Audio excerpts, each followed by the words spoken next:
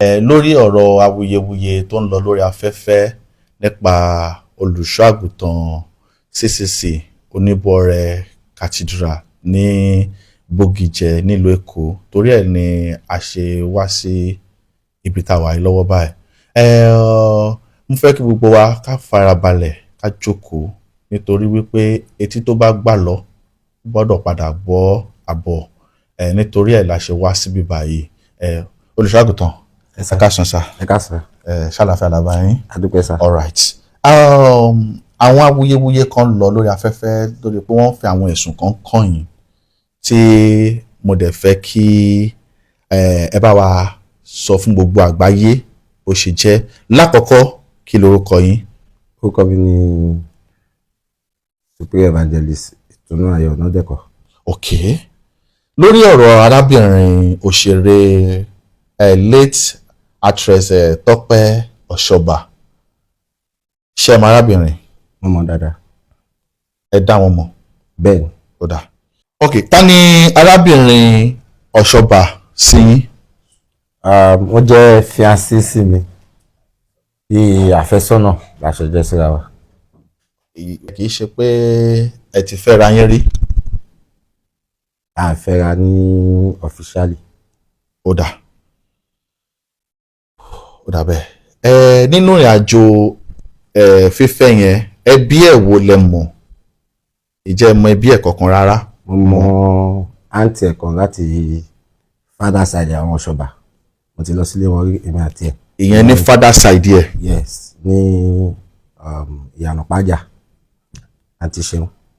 Ok, wọ́n dẹ̀ mọ̀ sí ìrìn àjò fífẹ́ yín? Bẹ́ẹ̀ni. Ó dà. Tí bá ní pé kí n wò dáadáa, very well. Ìdílé méjì ni arábìnrin ti jáde. Láti mother side Awonuga, láti father side Osoba. Ìjẹ́ mẹ́ni kankan nínú Awonuga's family tó jẹ́ ìdílé ìyá ẹ̀? Mi ò mọ ẹnì kankan níbẹ̀ physically. The only person tí mo mọ̀ níbẹ̀ ni ọmọ ìkan náà àwọn ẹ̀gbọ́n ẹ̀ tó máa ń ṣe video call most times tí màá ti máa ń sọ̀rọ̀. I've never seen anyone of them. Kí lorúkọ ẹni? I saw mo rí grandma ẹ̀ ní bíbá ẹ̀ ní last year, so mo lè kà yẹn sí official, mo rí wọn ní ibi palace bíbá ẹ̀ ní last year, èmi àti ìlàjọ lọ kí wọn. Ok, ó tó ìgbà wo tí ẹ̀yin àtàrábìnrin ti mọ̀ra? Ó ti kọjá ọdún méjì báyìí. Ọdún méjì. Ibo lẹ ti pàdé? Church ní ìwà láti pàdé. Ṣọ́ wà ní àbí báwo ló ṣe jẹ́? Àbúrò ẹ̀ kan tí mo máa ń ṣe prayer fún, òun ló sọ fún mi pé àǹtí òun kan wà tí ó need prayer. Ok. Pé so òun dẹ̀ fẹ́ kó wá rí mi. Mo dẹ̀ ń gbọ́ pé kò sí wàhálà. So after some days, ó bá sọ fún mi pé àǹtí yẹn kóun ṣì máa mú wa pé bọ̀ kò tí ì ráyè. Wọ́n ní kò sí problem pé anytime tó bá ti ráyè kó wá pé ilé ni wọ́n wà. Ló wá ní pé àpé mo tẹ̀lé mọ́ àǹtí òun yẹn náà pé àwọn tó máa ń ṣe fíìmù yẹn, wọ́n ní àwọn òpé mi ò kí ń wo Yorùbá fíìmù. Ló wá dárúkọ pé Tope Osoba, wọ́n ní Tope Osoba kan náà máa ń pa pé ẹni tí mo mọ̀ dára pé òun nìkan ní Yorùbá actor tí mo like tí mo dẹ̀ fẹ́ràn ọ̀rọ̀ àríyárí. So mo wá sọ pé mo rí níjọ́ kan tèmi àti dájú mi wà ní mọ́tò, mo rí tó kọjá bọ̀ mi mọ̀ pé ìgbà ló ń gbé, so dẹ̀ mo wá bá ṣe mọ́ra ni. Bẹ́ ṣe mọ́ra nìyẹn.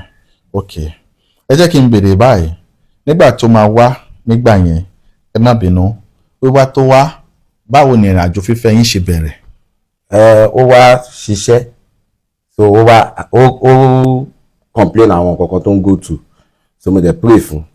So àwọn iṣẹ́ tó yẹ kó ṣe iṣẹ́ ọjọ́ mẹ́ta, so ìgbà tó parí iṣẹ́ ẹ̀ lọ́jọ́ kẹta ó ṣe wá ń wá because àti dọ̀rẹ́, yes, àti sọ̀rọ̀ dáadáa. So ó wá lálẹ́ ọjọ́ kan, àjọ sọ̀rọ̀ níta, so mo wá fẹ́ ra oúnjẹ níta, ló wá sọ pé níyàwó ni pé kí ló tẹ́ ṣe ń jẹun níta, mo ní mo níyàwó. Lọ́jà òun láìkì olùṣọ́ ẹni tọ́jọ́ wá, ó bá sọ pé òun láìkì olùṣọ́ pé àbóyé olùṣọ́ lóun máa fẹ́, a dẹ̀ fi ṣe ẹ̀rín olúkàkú dẹ̀ lọ sọ, but torí nọ́mbà ti wà á ti ní chat nọ́mbà WhatsApp nọ́mbà ara wa, so from there we started talking and chat, so eventually ọ̀rọ̀ wọnú ọ̀rọ̀, and that was how we started dating. Ok, ẹni tẹ́ sọ pé wọ́n dọ̀ wá yẹn, ta lẹ́ni yẹn? Àbúrò ló jẹ́ sí, Jade lórúkọ ẹni yẹn. Ok, ṣé mẹ́mbà bíbá ilẹ̀ ni yẹn? Muslim ni, but tó máa wá sí ọ̀dọ̀ yín. Ok, ẹ jẹ́ ká fi apá abẹ yẹn sílẹ̀. Ẹ jẹ́ pé olùṣọ́àgùtàn ó ti tọ́dún mélòó tẹ́ ti ń ṣe olùṣọ́àgùtàn báyìí? Officially, like the shepherd in charge of this place, like this will be the 3rd year. The 3rd year. Ẹ dẹ̀ tí ìfìgbà kan marry rí? Mo ti marry rí. Okay. But mo ti wà separated. Okay, that's divorce. Okay. All right. Ẹ jẹ́ ká lọ sórí àwọn ọ̀rọ̀ tí wọ́n ń sọ yìí lórí awuyewuye lórí afẹ́fẹ́. Lákọ̀ọ́kọ́, ẹ jẹ́ kí n mọ̀ láti bí ẹbí. Ṣáwọn ẹbí yín mọ arábìnrin yìí? Àwọn ẹbí tèmi. Bẹ́ẹ̀ni. Wọ́n mọ̀. Ibi tá à ń gbé rè. Okay. Ẹ jẹ́ kí n mọ̀ wípé lórí ẹ̀sùn àkọ́kọ́ wọ́n ní àwọn ẹbí sọ wípé ó jalè. Ṣé lóòótọ́ ló jalè arábìnrin? Wọ́n sọ pé ó jalè. Nǹkan tí ó ṣẹlẹ̀ ni pé tó bá jókòó sí ibẹ̀ yẹn ó máa ń bá àwọn ọmọ kékeré ṣeré ń bẹ̀. Okay. So ó ní kí ọmọ àbúrò mi kó lọ mú nǹkan nínú yàrá yàrá màmá ẹ̀ bí a sweet àti drink. Ọmọ ẹ̀ lórí òun fẹ́ jẹun àbí kankan. So the only thing tí wọ́n complain ni pé kò bá ti má sọ fún kó lọ mú lẹ́yìn màmá ẹ̀ pé since màmá ẹ̀ ti fún instruction pé kó má mú torí ọmọ ẹ̀ sọ pé my mommy will beat me. So that was the only thing. You shouldn't have given him the courage to go and take it. The order against his mother's wish. Okay. Ṣé nǹkan kínkín nìyẹn? Bẹ́ẹ̀ni, that was all. Ó dà. Torí mo ń gbọ́ wípé àwọn ká sọ pé wọ́n ń sọ lórí afẹ́fẹ́ wípé wọ́n náwọn ẹbí sọ wípé ó jalè. There was nothing like that. Okay. Ìyẹn kéré. Níbi tí ọ̀rọ̀ yìí ń lọ báyìí olùṣọ́, mo fẹ́ sọ àwọn òótọ́ ọ̀rọ̀ kan tó jáde nínú àwọn allegations tó fi kàn yín. Ṣé lóòótọ́ ni pé ẹ lè jáde kúrò nílé? Mi ò lè jáde lé o. Òun ló decide pé òun fẹ́ lọ rí àwọn grandma òun. Kí ni nǹkan tó ṣẹlẹ̀ láàrin ẹ̀yin méjèèjì kó tó kúrò nílé? Okay. Tope is a drug addict. Tope is a drug addict and me dẹ̀ tètè mọ̀. Níwájú Ọlọ́run àtèèyàn. Ìjẹ́ ẹlẹ́rìí fún nǹkan tẹ́ sọ? Mo ní videos, mo dẹ̀ ní several times, mo ní complaints, mo ti sọ fún àǹtí ẹ̀ rí àtàwọn kan. Then several times tó bá sákòlè, there was one time tó sákòlè, driver kábíyèsí bí báyìí, àbúrò ló jẹ́ sí mọ́mì ẹ̀. Ọba Ẹlẹ́mọ̀rọ̀. Driver wọn, àbúrò ló jẹ́ sí mọ́mì ẹ̀. There was a time tó pé ilé wọn ló padà sá lọ. Máyà gangan ló wá pè mí bí. Tó bẹ̀rẹ̀ sí bẹ́ẹ̀ pé kí n má bínú pé ó wà lọ́dọ̀ àwọn because mo ti wà kiri. I was looking for her for like days. Mi mọ̀ bí tó wà. Wow. Okay. Ẹ sọ̀rọ̀ kan sìn, ẹni she's a drug addict. Yeah, so nǹkan tó fi kúrò níbí báyìí gangan ni pé she has been doing this thing for the past 1 year and some months tẹ́mi ti mọ̀ because it got to like 6 months later tó ti wà níbí tó ti wà pẹ̀lú mi kí tó mọ̀. So àtìgbà tí bá ti bá sọ̀rọ̀ pé nǹkan tó ń ṣe pé kò bójú mu kò dẹ̀ dá fún status church gẹ́gẹ́ bí position tó fẹ́ wà bí ìyàwó olùṣàgùtàn. Yeah, pé kò make sense pé àwọn ọmọ kékeré dẹ̀kẹ̀rẹ̀ they are always around you. Pé ó dìgbà tẹ́ pé àwọn parents tábẹ̀ sí ní sáré church nítorí tìtọ́ because she does it openly. Kò kí ń gbé pamọ́ tó bá ti àìbẹ̀ kitchen bẹ́ẹ̀ àbí sitting bẹ́ẹ̀ ló máa dúró sí. And what type of drug? Kolos. Ọwọ́ ẹ̀ náà ni mo ti kọ́kọ́ rí for the first time in my life. Kì í dẹ́ ṣe nǹkan tó bò. The whole of this church knows. Àwọn ọ̀rẹ́ ẹ̀ mọ̀ because ìgbà tó lọ ṣiṣẹ́ ńgbà kan most of even àbúrò ẹ̀ kan tó wá láti Abẹ́òkúta tó jẹ́ Osoba gbogbo ọ̀nà máa ń pè mí tó máa ń complain. Ìgbésẹ̀ wo lẹ gbé gẹ́gẹ́ bí ẹni tí ẹ nífẹ̀ẹ́ sí nígbà tẹ́ mọ̀ pé ó ń ṣerú nǹkan bẹ́ẹ̀ yẹn? Okay, nǹkan tó ṣẹlẹ̀ pé the truth about it ni pé mi ever mo lọ sí rehab rí because one mi lówó rehab then mi really ní agbára àti gbé lọ rehab ní time yẹn. There was no money to that extent. But then the only thing to mention is man try láti bá sọ then I feel like she needs comforting and advice. But then mo report ẹ fún àwọn family pé ikọ̀ báyìí ló ṣe. Èwo náà àwọn family ẹ nítorí like I said mo sọ fún àǹtí Ṣeun àǹtí ẹ tó wá láti father side ẹ Osoba then driver Ẹlẹ́mọ̀rọ̀ tó jẹ́ uncle ẹ yẹn náà mọ̀. Okay, gẹ́gẹ́ bí ẹlẹ́rìí. Bẹ́ẹ̀. Okay. Wọ́n sọ wípé nígbà tó kúrò ó lọ sí ọ̀dọ̀ ọ̀rẹ́ kan tó jẹ́ hairdresser. Báwo lẹ ṣe mẹ́ni yẹn? Kí ni ìbáṣepọ̀ tó wà láàrin àtẹ̀yìn àti hairdresser? ìyẹn àti Tọ́pẹ́ yẹn sí hairdresser yẹn. òun náà ló mú hairdresser wá síbí, èmi ò mọ hairdresser rí tẹ́lẹ̀ bàá tó gbé bí tó di pé wá síbí àì tí ó bá fẹ́ ṣe òun hairdresser yẹn máa wọ bá, so ọjọ́ máa ń wà. Okay. And recently lónìí mo fẹ́ máa kọ́ bí wọ́n ṣe act, mo fẹ́ mú wọ acting, so òun ló mọ̀, so ìgbà tó lọ sí Pẹ̀rú as she told me pé òun lọ sí Pẹ̀rú but bóyá ó débẹ̀ kò débẹ̀ I don't really know because fún ara she was okay, she drove out herself. Ó dẹ̀ lọ mo dẹ̀ pé where are you, ó lóun wà ń Berger, where are you, what are you doing in Berger, ó ní epo mọ́tò tọ̀nà, ó dẹ̀ ní pé òkè o tó bá ti di láàárọ̀ ọ̀la they go to Pẹ̀rú, mo send 30,000 sí kó fi ra epo because ọwọ́ chairman church wa láti máa ń gba epo but ìgbà tó ń lọ lọ́gbọ̀n I could not take fuel, so àárọ̀ ọjọ́ Monday mo send 30k sí kó lọ ra epo kó máa lọ sí Pẹ̀rú, kò sọ fún mi pé òun dé Pẹ̀rú until alẹ́ ní Monday because mo ní tó bá ti débẹ̀ do a video, I want to see you and your grandparents so dẹ̀ ṣe so tí bá ti bí a ní wọ́n ti sùn ìgbà míì during the day time kò ní gbé kọ́ ó máa ní fóònù òun ti kú bla bla bla, èmi jẹ́ mọ̀ pé like several times tó ti sákùnlé that was her pattern.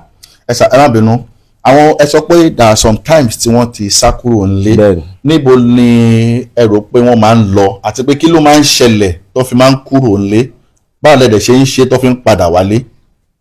The first time tó kúrò nílé mi ò mọ ibi tó lọ, I was looking for her up and down, then mo á ṣàbèrè lọ́wọ́ mi, mo lọ police station gan.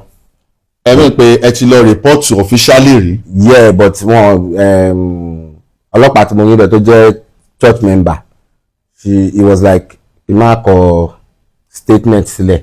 Okay.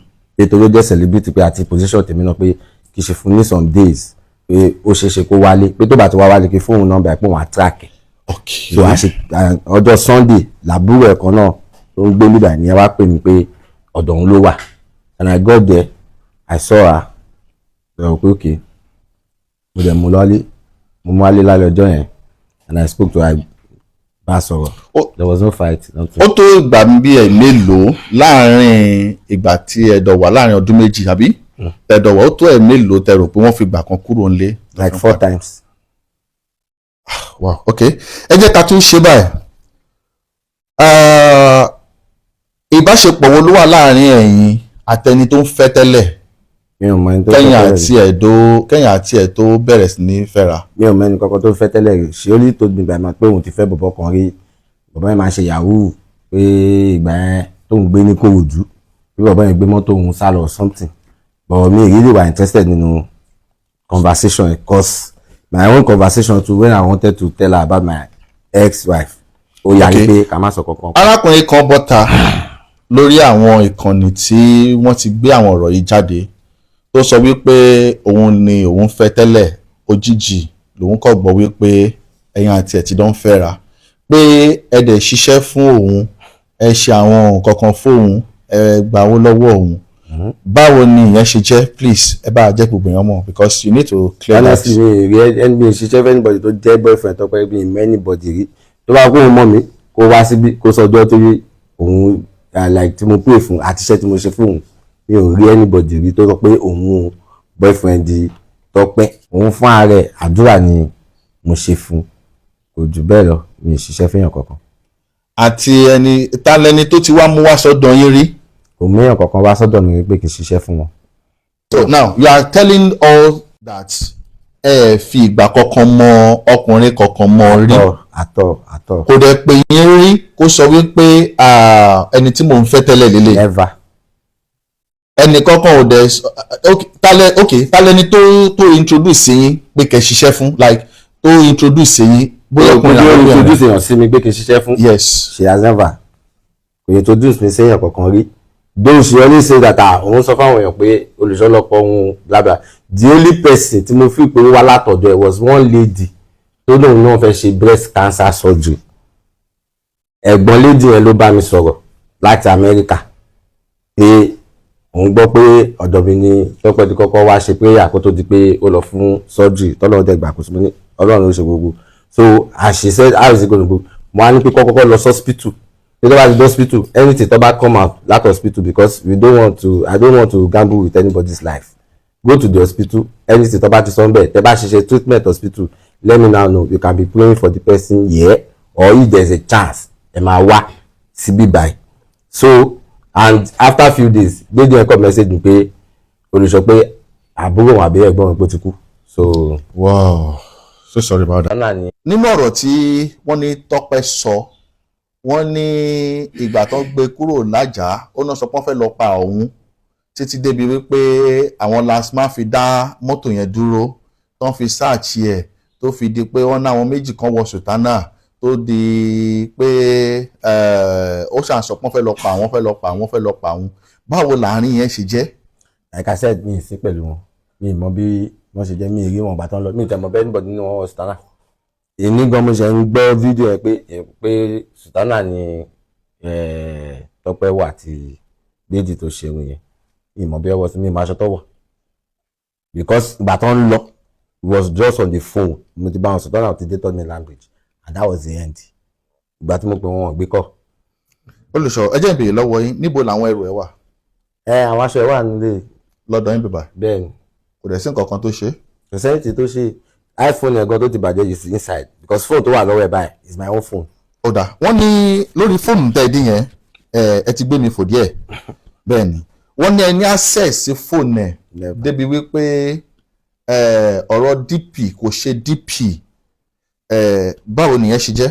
mi ní access sí fóònù yẹn àgbà tí mo ti fún ní Samsung fóònù yẹn ló ti change gbogbo password everything mi dẹ̀ ever bí pé kí ni password fóònù yìí àbí whatever kí n wo fóònù ara wa mi mọ̀ nǹkan tó ń tẹ̀ lórí fóònù kan nǹkan tó ń tẹ̀ lórí fóònù so we don't check each other's phone. Okay ẹni fóònù yẹn wà nílé báyìí. Yeah, the iPhone. Okay kí ló ṣe tó fi wà nílé tí ò fi lò. Screen ẹ ti bàjẹ́. Ló fi wà nílé. Ó wà ní yàrá bẹ́ẹ̀. Ó dà pé a rí fídíò kan níbi tó dà pé bóyá ó stood down ni o bóyá ó kúnlẹ̀ ni o báwo nìyẹn ṣe jẹ́ náà. Kò stood down kíní kólóòsì yẹn ni. And have you ever for once bully her. Never mi ti sọ fún Tọ́pẹ́ pé you are stupid like kò tí jábọ́ lẹ́nu mi sí rí báyìí. Ẹ̀ẹ́dẹ̀dọ̀ jàre tó bí pé bóyá ẹ pariwo mọ́ra yín tó bí pé bóyá ó mú violence dání. Kò tí ṣẹlẹ̀ the first time she wanted to act violent I told her that if God is existing I will never use this my hand to touch you. Ọ̀rọ̀ ṣọ́ọ̀bù kò ṣe ṣọ́ọ̀bù báwo nìyẹn náà ṣe jẹ́. Ṣọ́ọ̀bù ẹ wà ń bẹ́ẹ̀ àbí ṣọ́ọ̀bù èwo. Ṣọ́ọ̀bù tó sọ pé ó kọ́ sí church. Kò kọ́ ṣọ́ọ̀bù sí church. Tọ́pẹ́ ò kọ́ kankan síbí báyìí church ti wà made kí Tọ́pẹ́ tó débì. Ṣọ́ọ̀bù bo ló ti wá ń ta toast bread. Ìta gate ló máa gbé sórí table àti canopy. Ṣẹ́yìn lẹni kọ́ bẹ̀rẹ̀ business ni. Tọ́pẹ́ is a jackie let me call it that way she likes to do many things. Jack of all trades. Yeah she likes to do many things. Tẹ́ bá lọ wo àwọn post ẹ̀ kọ̀ọ̀kan ẹ̀ tí rí tó ṣe comforters apparel comforters spiritual kìnìkan comforters cake comforters travel comforters you know she just like to be doing all business. You cannot be everywhere.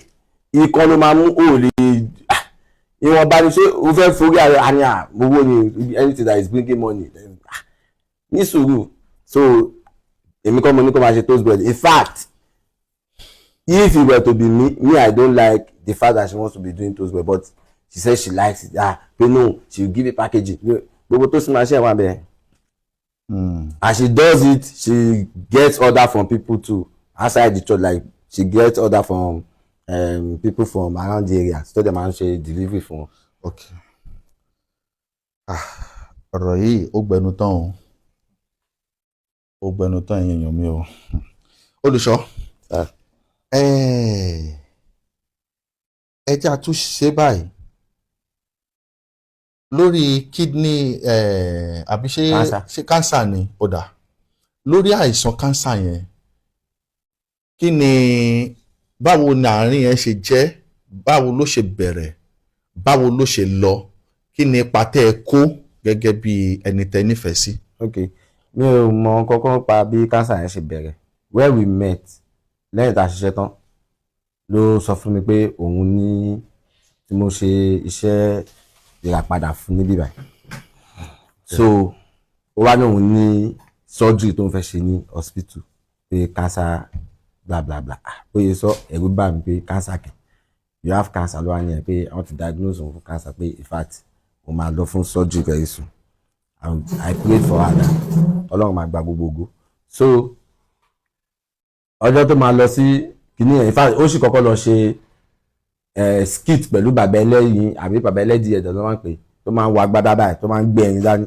ó sì kọ́kọ́ lọ ṣe skit pẹ̀lú ẹ̀ láàárọ̀ ọjọ́ yẹn ìgbà tó dé ní ìrọ̀lẹ́ ìyẹn Wàsíù bọ́dà Wàsíù ìgbà tó dé ní ìrọ̀lẹ́ láṣẹ wá prepare láti máa lọ sí Evercare ó ti ṣe everything I just took let me say I follow that there to the hospital yeah okay. Because you know ọ̀dọ̀ mi ló sùn mọ́jú before that day so ó sọ pé kí tẹ̀lé òun like mo jẹ́ pé kò ní make sense pé kó má dà pé mo kàn neglect ẹ̀ àbí mo kàn járẹ̀ pé kí n so I took her there with my sister we went with my sister's car but mọ́tò ẹ̀ wá ní ó dákú sí other side ibi mọ̀létẹ̀ kò jìnnà sí police station yẹn ìbẹ̀rẹ̀ gbogbo ní mọ́tò ẹ̀ dákú sí lálẹ́ nìkan bíi 10 so àwa láti pe cab so cab yẹn ló wá gbé wa lọ máa pe àwọn èèyàn pé kó wá bá a tó mọ́tò yẹn kó bẹ̀ a pe cab yẹn wá gbé wa dé Evercare so ó dẹ̀ wọlé ó lọ́ọ̀gì ààrẹ yẹn àbí ó admit ààrẹ yẹn then I was just there like at least pé ẹ ṣáà no there's nothing that be I mo stand fún àbí kankan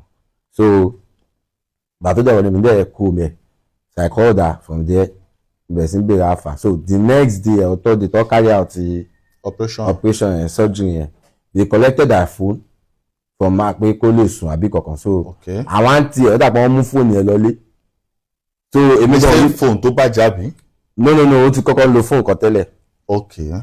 so èmi gan rí bí rí ìjẹ́ so bàtí tí mo kàn rí pé àbúrò mi tó wà ní Amẹ́ríkà kọ message mi pé your girlfriend has been calling me pé she said you call her on this number ó gba fóònù kan náà àwọn cleaner yẹn pé mo á pè so gbàtí àbúrò mi kọ́kọ́ message mi pa ibo lẹ ti pàdé because òun àti òun ti sọ̀rọ̀ mi mọ bó ṣe rí contact àbúrò mi lórí Instagram so ó ṣáà message so mo ṣáà pè wọ́n á yàn pé wọ́n ti mú fóònù wọn lọ sí ilé pé bọ̀ tó wọ́n ti sọ fún wọn pé kọ́ bá wọn mú wa padà bla bla bla so after then I went to see her like 2 times and they discharged her and they wálé.